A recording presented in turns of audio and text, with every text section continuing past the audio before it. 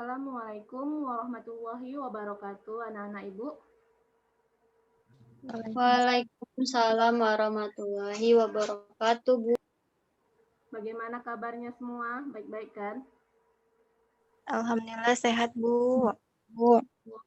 Baiklah, sebelum kita memulai pelajaran, terlebih baik kita berdoa. Silakan kepada ketua kelas untuk memimpin doa.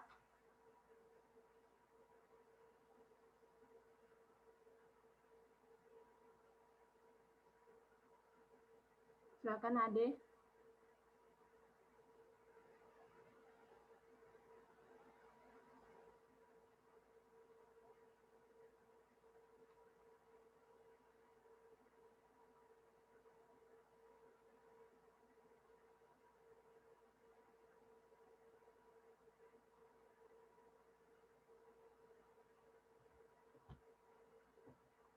Silakan Ade untuk memimpin doa di kelas.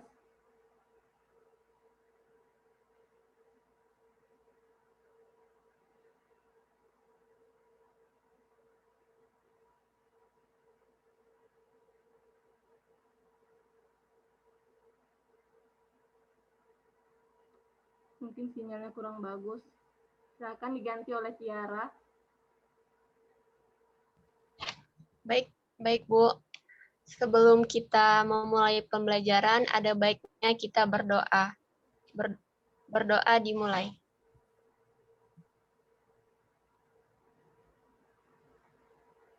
Berdoa selesai. Baiklah, sebelum memulai, Ibu akan mengabsensi ya, secara manual. Pertama, Ade Widya Claudia. Ade. Saya, Bu. Selanjutnya, Kairunisa. Hadir, Bu. Indah Munte. Saya, Bu. Maurin Zahra. Hadir, Bu. Miftahul Jannah Tanjung.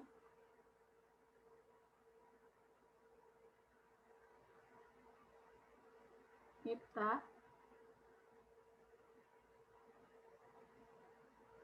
Terkeluar. Jaringannya kurang bagus ternyata. Lanjut. Najihan Ariska. Iya, Bu. Hadir, Bu. Putri Haryani.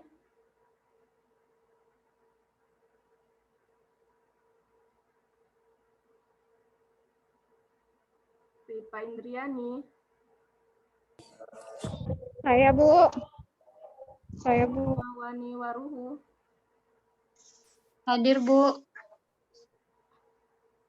Udah semua kan Ibu panggil? Saya belum, Bu. Oh ya, Tiara Indriani. Hadir, Bu. Baiklah, kita mulai saja pelajaran hari ini mengenai sistem respirasi. Sudah kelihatan PPT Ibu?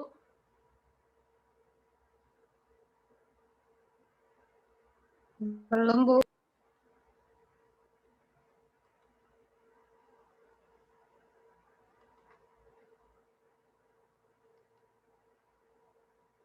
Sudah kelihatan, Nak?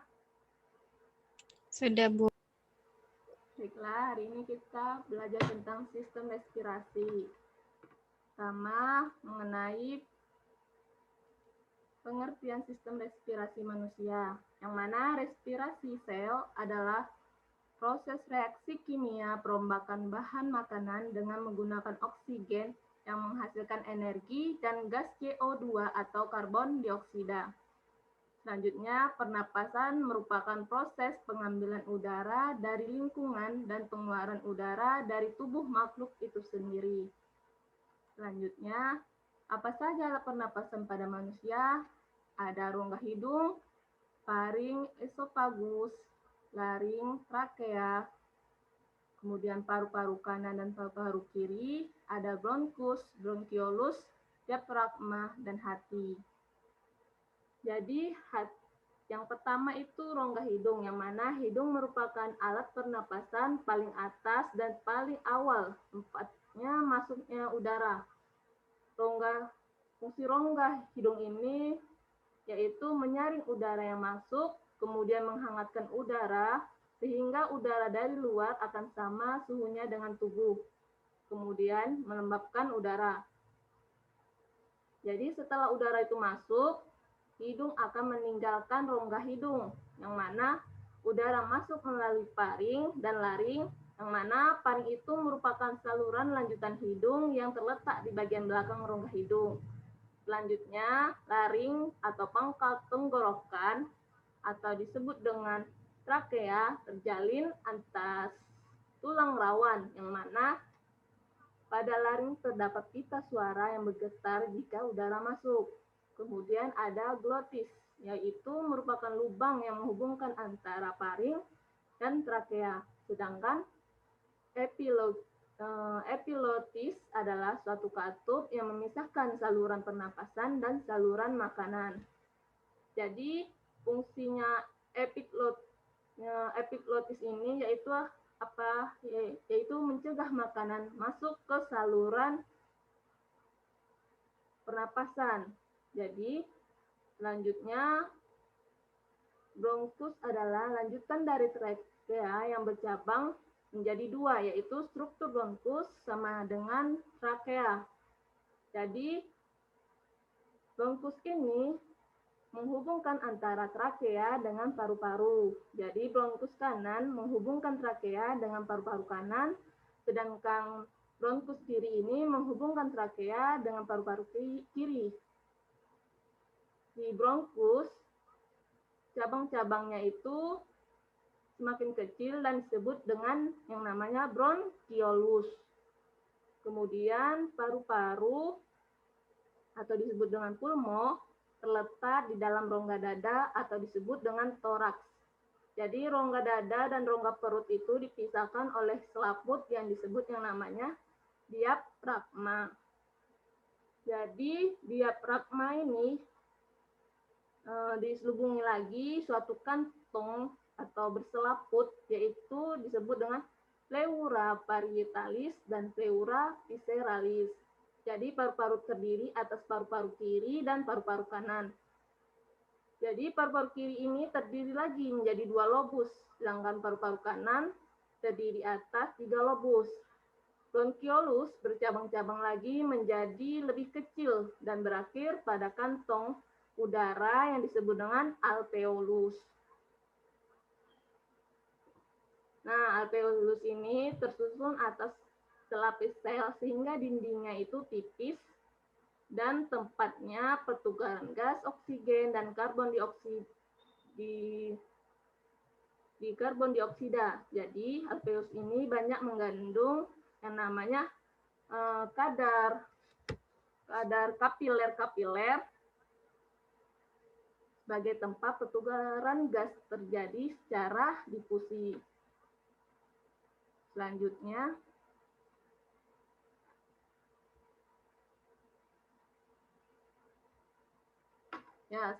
mekanisme pertukaran oksigen dan karbon dioksida.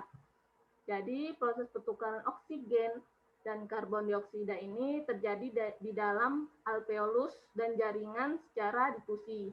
Jadi udara masuk paru-paru saat kita itu berinspirasi, kemudian tekanan parsial O2 atau PO3 dalam atmosfer lebih tinggi, maka udaranya itu masuk ke alveoli. Kemudian PO2-nya ini di alveoli lebih tinggi daripada kapiler-kapiler darah alveoli. Maka oksigen masuk secara difusi ke kapiler darahnya. Kemudian oksigen inilah yang berada di kapiler darah. Kemudian diikatlah hemoglobin darah dan diedarkan ke seluruh tubuh menuju jaringan-jaringan. Nah, setelah sampai di jaringan, oksigen inilah akan berdifusi masuk ke sel-sel tubuh, di mana sel oksigen digunakan untuk proses yang namanya oksidasi sel. Nah, gas yang tersisa dihasilkan dari proses oksidasi sel ini adalah CO2, yang mana oksigen digunakan makin banyak, maka CO2 yang dihasilkan pun makin banyak pula. Hal inilah yang menyebabkan tekanan di sel jaringan tubuh parsial atau CO2 dalam sel lebih tinggi daripada kapiler darah. Kemudian CO2 ini berdifusi lagi ke kapiler vena dan dibawa menuju paru-paru. Setelah sampai di paru-paru, CO2 ini berdifusi lagi ke alveolus dan kapiler vena. Hal ini terjadi karena CO2 dan alveolus lebih rendah dibandingkan tekanan CO2 dalam kapiler vena. Selanjutnya, melalui saluran pernapasan, CO2 ini dihembuskan keluar tubuh. Selanjutnya, bagaimana mekanisme pernapasan? Terdiri menjadi dua, yaitu pernapasan dada dan pernapasan perut.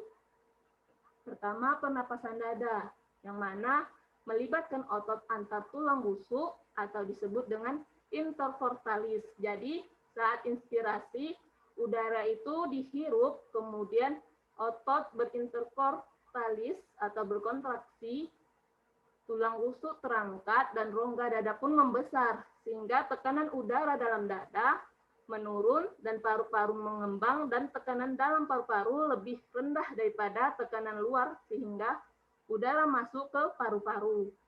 Selanjutnya, pernapasan perut, yang mana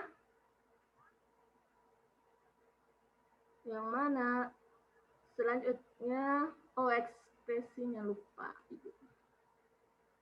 Selanjutnya, ekspirasinya, ketika udara dihembus, otot itu berintertalis atau berelaksasi. Jadi tulang rusuknya turun, sehingga rongga dada mengecil, tekanan udara dalam torak pun meningkat.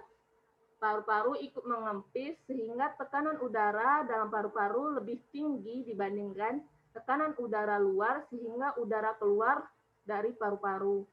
Selanjutnya, pernapasan perut, yang mana saat inspirasi, otot diafragma ini berkontraksi, kemudian diafragmanya menjadi datar, rongga dada ikut membesar, dan paru-paru mengembang, sehingga tekanan udara dalam paru-paru ini lebih rendah daripada tekanan udara di luar, sehingga udara masuk ke paru-paru. Jadinya saat ekspirasi, otot diafragmanya ini berelaksasi, kemudian diafragma melengkung ke arah rongga dada, dan rongga dada mengecil, paru-paru ikut mengempis, dan tekanan dari paru-paru lebih tinggi dari tekanan udara, sehingga udara yang keluar dari paru-paru. Selanjutnya, kelainan dan penyakit pada sistem pernapasan. Yang pertama, ada yang namanya faringitis, yaitu faringitis ini adalah peradangan paring yang diakibatkan oleh infeksi bakteri, yang mana virus atau karena merokok.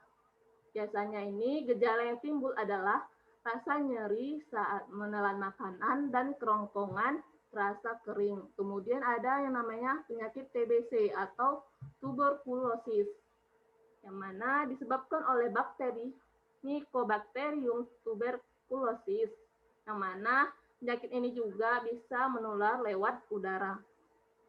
Kemudian ada yang namanya pneumonia, yang mana disebabkan oleh peradangan paru-paru yang diakibatkan karena infeksi virus.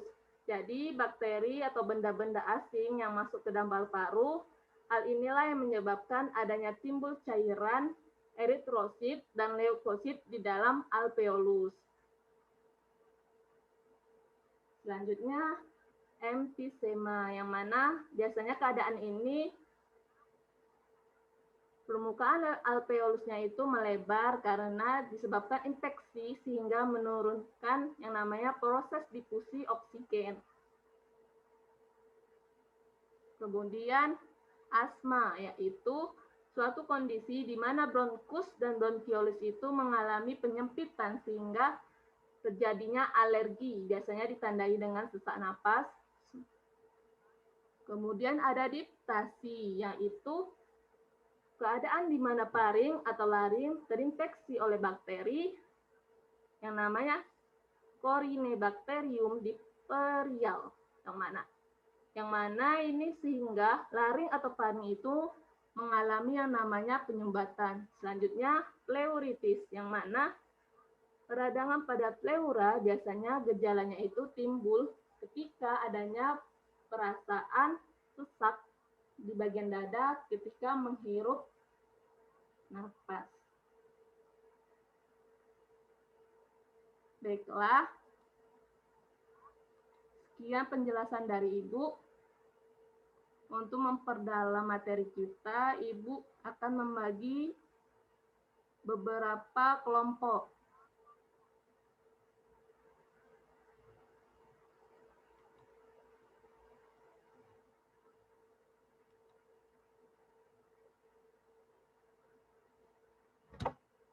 Kelompok pertama terdiri dari Maureen, Aisyah, Tari, Dina, dan Jihan. Kelompok 2, Halimah, Putri, Roma, Nisa, Tiara. Kelompok 3 yaitu Mipta, Ade, Anggrian, Dede, dan Tala.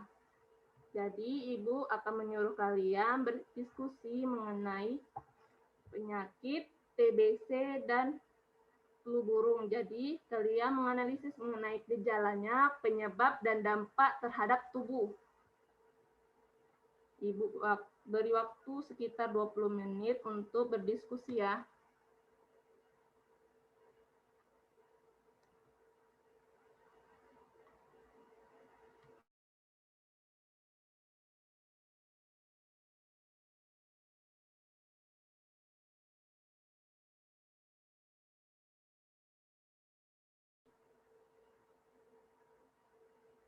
Baiklah, Ibu rasa sudah cukup waktunya. Kita mulai saja.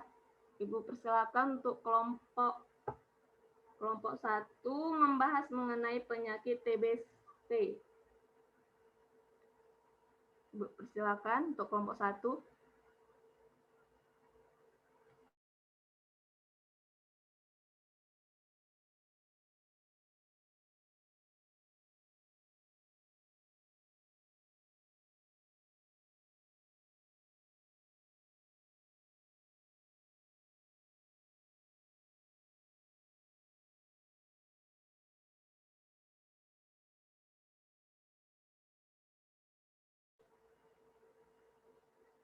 Kelompok 1, silakan.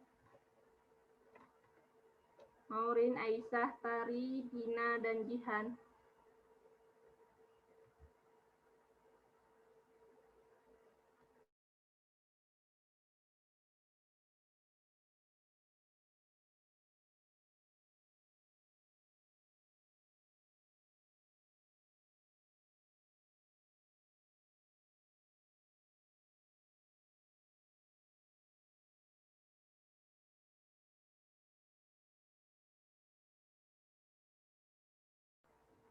Ada untuk kelompok 1-nya.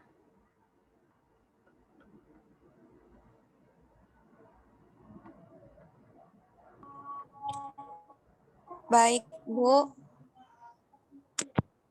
Kelompok 1. Saya mewakilkan Maureen. Mungkin Maureen jaringannya kurang stabil, Bu.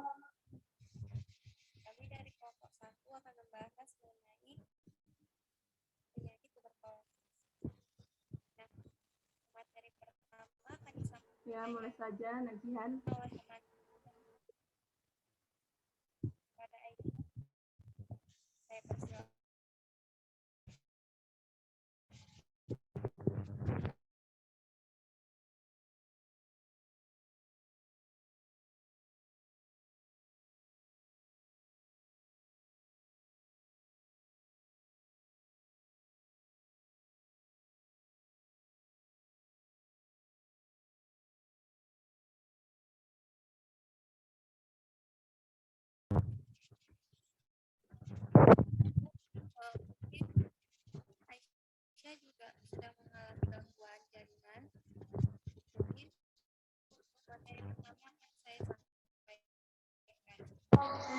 Apakah suara saya terdengar, Bu?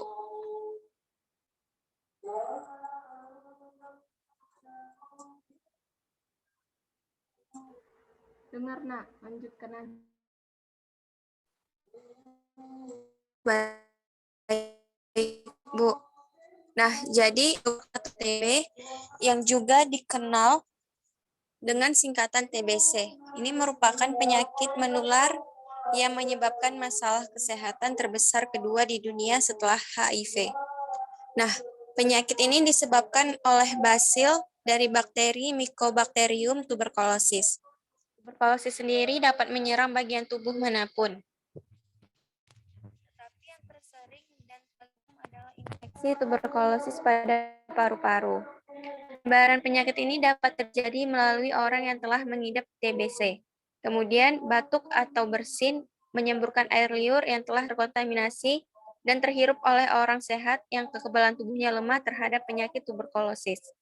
Walaupun biasanya menyerang paru-paru, tetapi penyakit ini dapat memberikan dampak juga pada tubuh lainnya, pada sistem saraf pusat, jantung, dan lainnya.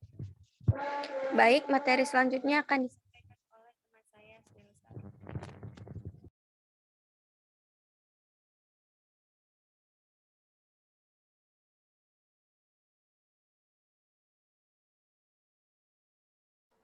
Ya, dilanjutkan. Baik, selanjutnya saya akan menjelaskan penyebab tuberkulosis. Penyebab tuberkulosis adalah bakteri yang menyebar di udara melalui semburan air liur dari batu atau bersin pengidap TB. Nama bakteri TB adalah Mycobacterium tuberculosis. Berikut beberapa kelompok yang memiliki resiko lebih tinggi tertular TB. Yang pertama, orang yang sistem kekebalan tubuhnya menurun, contoh pengidap diabetes, orang yang menjalani rangkaian kemoterapi atau pengidap HIV atau AIDS. Kedua, orang yang mengalami malnutrisi atau kekurangan gizi. Yang ketiga, pecandu narkoba.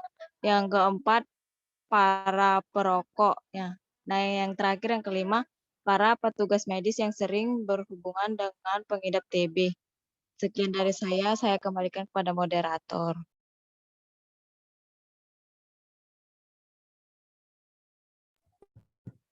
Baik, terima kasih.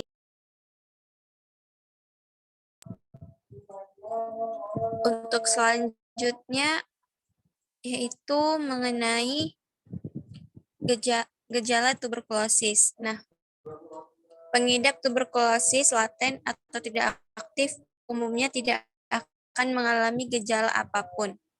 Meskipun demikian, bakteri sudah berada dalam tubuh. Akan tetapi, bakteri dalam tubuh belum menyebabkan kerusakan apapun. Saat bakteri mulai aktif, kondisi inilah yang memicu gejala pada pengidap tuberkulosis. Tuberkulosis umumnya menyerang paru-paru dengan gejala utama batuk berdahak yang berlangsung lebih dari 2 minggu.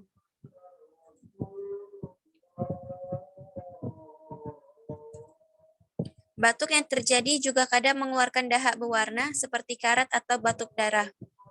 Pengidap TB juga biasanya akan kehilangan nafsu makan dan mengalami penurunan berat badan yang disertai dengan demam, keringat malam hari, dan kelelahan.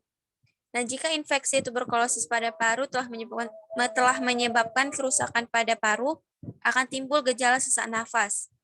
Beberapa pengidap tuberkulosis juga mengalami kondisi nyeri tulang, di mana kondisi ini menandakan bahwa bakteri telah menyerang bagian tulang. Baik, selanjutnya akan dilanjutkan oleh teman saya, Maureen Zahra. Kepada Maureen saya persilahkan. Baik, selanjutnya diagnosis dan pengobatan tuberkulosis. Pemeriksaan pertama yang dilakukan dokter dengan mengumpulkan informasi terkait riwayat keluarga maupun riwayat penyakit yang dimiliki pengidap. Kemudian pemeriksaan fisik dilakukan guna memastikan penyebab keluhan kesehatan yang dialami. Pemeriksa fisik terkait penggunaan stetoskop, batuk, memeriksa kondisi paru-paru. Dan pemeriksa dan pemeriksaan kelenjar getah bening pada bagian leher jika dokter mencurigai adanya kemungkinan penyakit tuberkulosis. Pemeriksaan lanjutan dilakukan dengan tes darah röntgen dada, tes Mantoux, tes darah, dan tes dahak. Hal tersebut dikarenakan tuberkulosis adalah penyakit yang sulit dideteksi, terutama jika pengidapnya adalah anak-anak. Dengan pengobatan yang benar, penyakit yang serius ini bisa disembuhkan. Langkah pengobatan yang dibutuhkan adalah dengan mengkonsumsi beberapa jenis obat anti-tuberkulosis yang harus diminum selama jangka waktu tertentu minimal 6 bulan. Nah, sekian dari saya kembalikan pada moderator. Baik, terima kasih Maureen. Sekian dari penyampaian kami yang berkolosis. Kurang lebih saya mohon maaf dan teman-teman saya juga. Kemudian saya kembalikan kepada Ibu. Baiklah, terima kasih untuk kelompok 1 atas penyajiannya mengenai TBC. Selanjutnya, Ibu silakan untuk kelompok 2 presentasikan hasil diskusinya mengenai flu burung. Bu, silakan untuk kelompok 2. Yang mana kelompok 2-nya?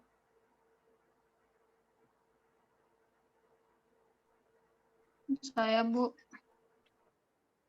Ya, silakan Roma. Baiklah, kami dari kelompok 2 ingin memaparkan hasil diskusi kami.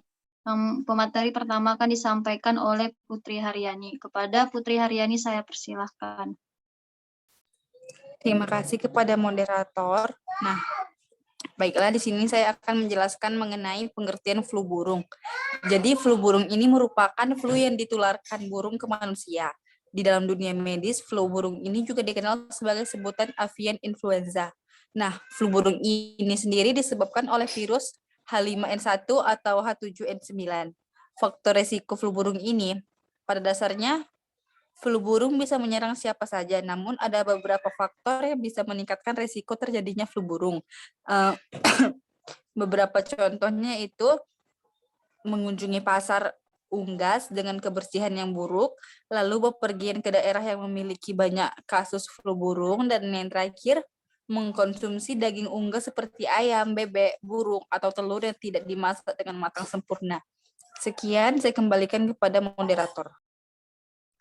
Baik, terima kasih. Selanjutnya akan saya sampaikan sendiri, yaitu mengenai penyebab flu burung. Nah, penyebab virus flu burung ini mulanya hanya menyebar antar unggas atau liar maupun peternakan. Namun, virus ini lama-kelamaan bisa bermutasi menjadi beberapa turunan. Virus yang bermutasi inilah yang akhirnya yang bisa menularkan ke manusia. Beberapa turunan virus tersebut diantaranya adalah H5N1, kemudian H7N7, H9N2, H5N6, H6N1, H7N9, dan H10N8. Nah, dari beragam virus turunan tersebut, hingga kini hanya ada 2 jenis yang membawa dan mewabah dan menyebabkan tingginya angka kematian, yaitu H5N1 dan H7N9. Penyakit ini sangat mudah menular, terutama bagi mereka yang berkontak langsung dengan unggas yang sudah terinfeksi. Di samping itu, penularan flu burung juga bisa melalui terhirupnya debu ataupun kotoran unggas yang sakit dan mengkonsumsi daging unggas yang tak dimasak hingga matang sempurna. Cukup dari saya. Selanjutnya materi berikutnya akan disampaikan oleh Khairunisa. Kepada Khairunisa saya persilahkan. Baik, sebelumnya terima kasih kepada moderator. Nah, gejala flu burung. Ketika seseorang terserang virus penyebab flu burung, maka dirinya akan mengalami gejala yang beragam. Gejala yang timbul bisa ringan, bisa pula parah, yang bisa berpotensi membahayakan nyawanya. Berikut beberapa gejala flu burung yang mungkin dialami pengidapnya, yaitu seperti sakit perut, demam tinggi, sakit kepala, nyeri otot, gangguan pernapasan, pendarahan gusi, pendarahan hidung, dan juga nyeri di dada. Sekian dari saya kembalikan kepada moderator. Baik, terima kasih kepada Nisa. Materi selanjutnya akan disampaikan oleh Tiara. Kepada Tiara saya persilahkan. Baik, terima kasih kepada moderator. Di sini ada pengobatan flu burung. Nah, ketika seseorang mengidap flu burung, biasanya mereka akan dirawat di ruang isolasi. Tujuannya jelas untuk meminimalisir terjadinya penularan. Selain itu, mereka juga dianjurkan untuk minum banyak cairan, mengonsumsi makanan sehat, istirahat, dan minum obat pada rasa sakit. Dokter juga biasanya akan meresepkan obat-obatan antivirus dan anti nyeri agar penyakit tidak berkembang makin parah. Pemberian obat antivirus juga bertujuan mencegah terjadinya komplikasi dan membuat peluang hidup pasien tetap besar. Andaikan flu burung sudah menimbulkan komplikasi, maka penanganannya akan disesuaikan dengan komplikasi yang timbul. Contohnya pneumonia. Pasien yang mengalami kondisi ini biasanya harus dibantu dengan ventilator di rumah sakit untuk membantu mengurangi kesulitan bernapas. Selain itu, pemberian obat-obatan antibiotik terus dilakukan sampai pneumonia sembuh. Begitu, sekian pemaparan dari saya kembalikan kepada moderator. Baik, cukup sekianlah hasil diskusi dari kami. Saya kembalikan kepada Ibu. Baiklah, terima kasih untuk kelompok 1 dan 2 yang telah memaparkan mengenai penyakit yang menyerang pada sistem respirasi. Baiklah, adakah anak-anak Ibu yang ingin menanggapi atas presentasi kelompok 1 dan 2? Saya, Bu.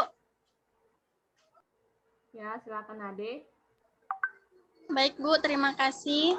Jadi saya ingin menanggapi dari yang pertama, yaitu bagaimana langkah pertama dalam mencegah TB. Jawabannya, langkah utama yang bisa dilakukan untuk mencegah TB adalah dengan menerima vaksin BCG atau Bacillus calmette-guerin di Indonesia.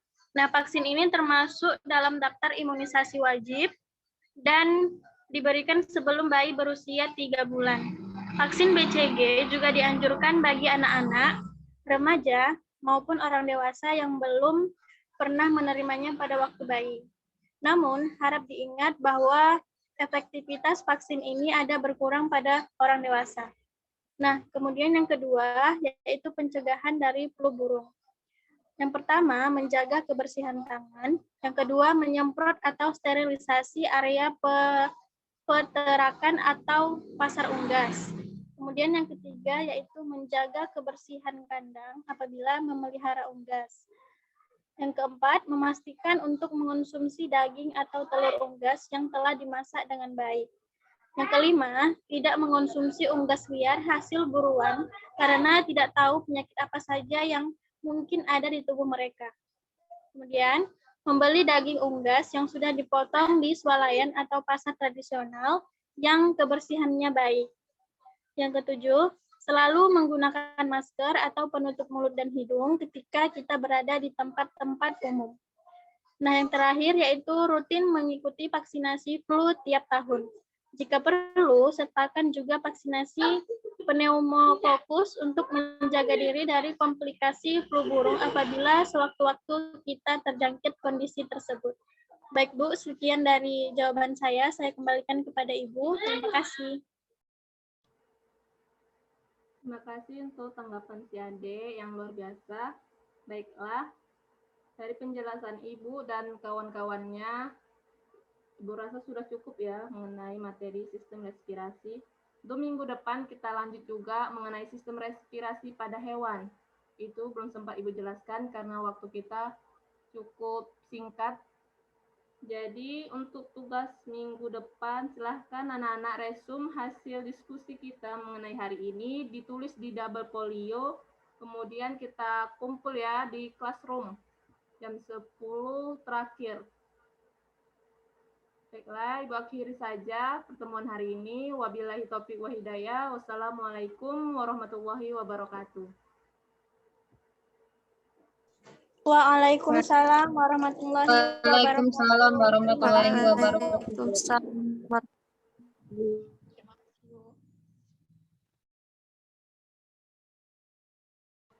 Bentar ya, mau di SS dulu.